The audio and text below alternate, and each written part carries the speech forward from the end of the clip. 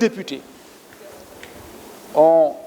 se sont fustigé, je peux le dire, le comportement de la justice ou même de l'administration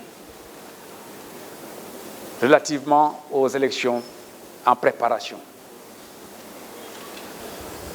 Je pense qu'à l'écoute de ces députés,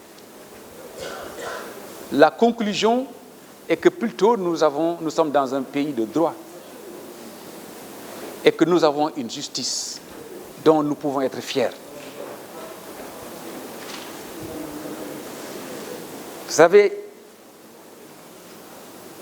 je suis garde des Sceaux, ministre de la Justice, par la grâce de Dieu et par le décret de son Excellence Macky Sall. Le recours a été fait à Matam. Je suis de Matam. Et la Cour d'appel de Saint-Louis a annulé la décision qui avait été prise par les autorités administratives de Matam.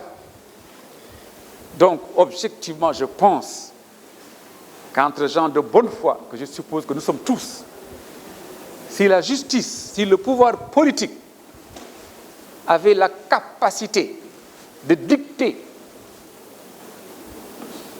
ces injonctions à la justice, je pense qu'on n'aurait quand même pas pu annuler des décisions qui sont prises dans mon propre département. Pourtant, ça a été fait. Et j'en suis politiquement pas heureux, mais citoyennement heureux. Parce que ça démontre encore que nous sommes dans un état de droit, dans un état où la justice elle est libre et elle le montre tous les jours. Les recours de l'administration. L'administration est dotée d'une personnalité juridique. Il est bon que les gens le sachent.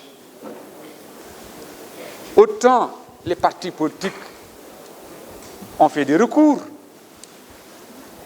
qui ont été parfois reçus et qui ont été parfois rejetés.